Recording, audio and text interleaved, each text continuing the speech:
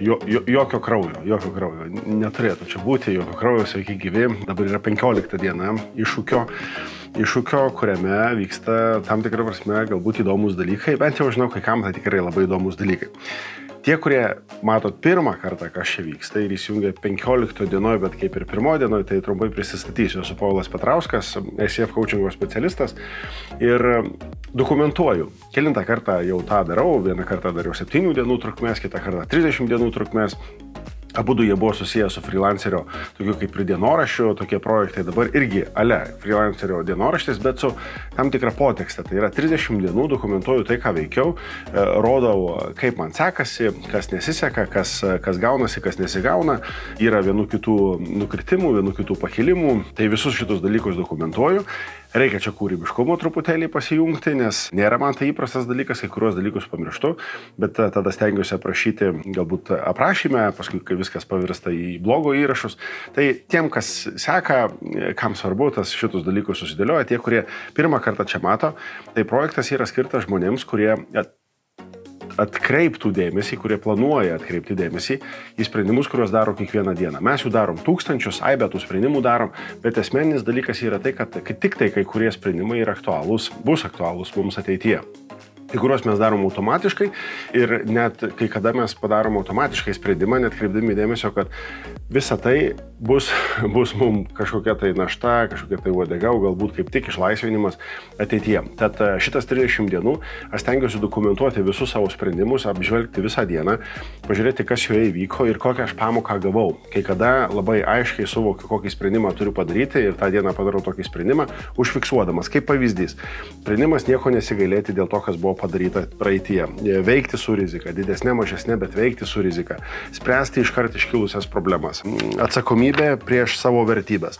Turėti to-do listą. Tai yra dalykai, kurie iš principo ganėtinai galbūt aiškus yra, bet mes jų sąmoningai kitą kartą neužfiksuojam. Bent jau aš savo tą priekaištą turėjau, kad kitą kartą galvoju, tai ką šiandien dieną nuveikiau, kokį sprendimą šiandien priėmiau.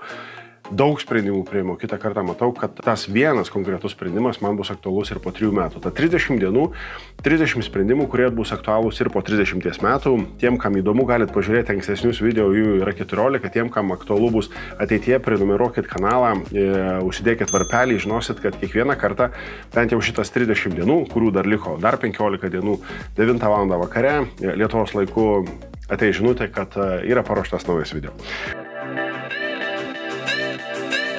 Šiandien ryte kraujo tyrimai, priduodu kraujo tyrimus, pasitikrinu sveikatą, nežinot, 39 metai artėja, tai reikia dažniau tikrinti sveikatą, bet kokiu atveju reikia tikrintis visada, bet kol ypač jau nesam, atrodo, viskas tvarko, viskas gerai. Tad šiandien rytą pradėjau nuo to. Rytą pradėjau nuo kitų dalykų, pradėjau nuo tų įprastinių. Pasibuvimas su savim, bulletproof kava, šaltas dušas, pameditavimas, tada vienas kitas mailas atrašymas, susidėliojimas su komanda, struktūriškai darbų ir dabar vėl nerim į darbus, tuoj turėsiu pokalbį, online aptarti vienus mokymus. Vakar po varžybų nespėjau susidėlioti savo dėlionės, turim variantus, iš ko mes renkamės level up vienam seminarui, tad visus šitus dalykus dokumentuosiu, matysit, seksit, jeigu tuomet kai kurių dalykų galėsit išmokti, kai kurių dalykų ačiū, kad paklausėt, tada žinau, ką dar papildomai sudėlioti, dar šiandien laukia įdomi diena ir tikiuosi, kad nepamiršiu pasimti telefono ten, kur eisiu ir įsijungti tada, kada vyks kažkokie tai pokalbiai arba vyks kažkoksai tai reikalas.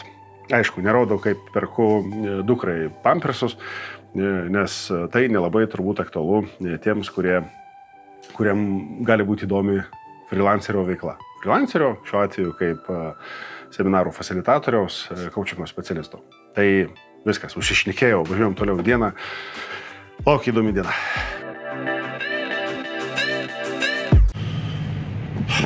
Kelias namo. Arba link namų, gal tiksliau reikėtų sakyti. Ir toks ganėtinai keistas jausmas, kai tu pasirašai, dar net nežinai, ant ko pasirašai.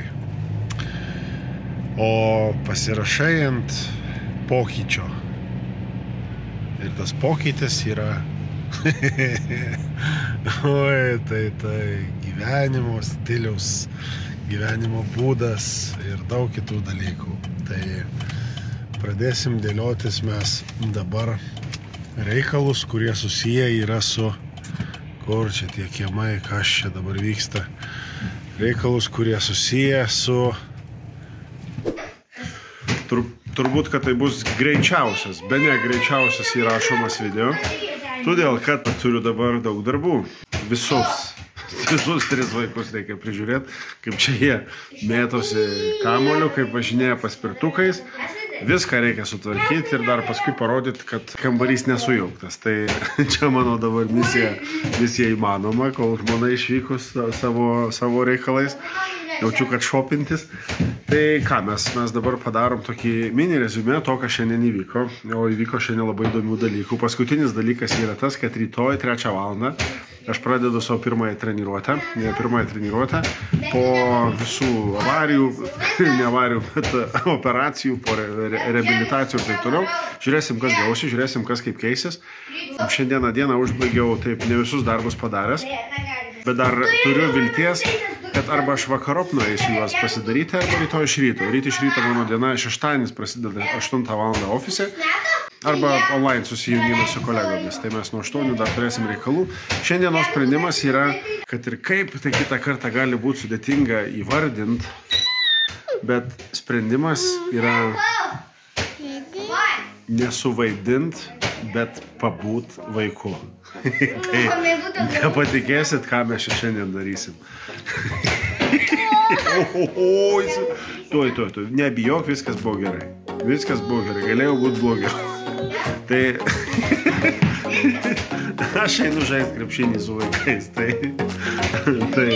iki. Susimatysim ryt. Iki greito.